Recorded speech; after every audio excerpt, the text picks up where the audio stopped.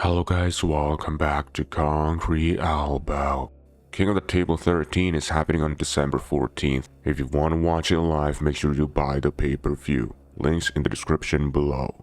So there was a time back then a few years ago when Larry Wheels just started doing arm wrestling. He was having a really hard time understanding even the basics because he was overwhelmed with information. If you remember, Larry used to invite top-level arm wrestlers to Dubai like every week or so, and he would have them teach him what they think is correct. At the end, instead of knowing what to do, he became even more confused because A would say this and B would say that, but they're both really good.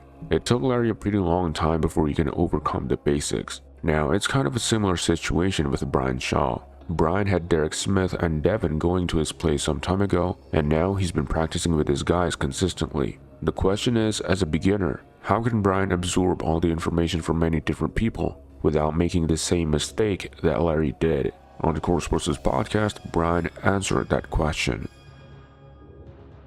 I think that it's very much like lifting in that sense, right? Like I was known for my deadlift, and I went back to the gym and I opened up my stance. I pulled conventional deadlifts with a very wide stance, which I got a lot of criticism for, but also that's what worked for me. Like, I mean, I did a lot of things that were kind of outside the box, if you can say that. With arm wrestling, it's important to take advice from guys that have been doing it for a long time, right? But then take that advice and then come back and maybe I use parts of it. Like, and Devon and I talked about this too. The way that Devon trains, that's probably not going to work for me. Not warm up and do my max, like a max lift and then do it. It just doesn't make a lot of sense. And I even said that to him. I questioned him. Yeah, Devon has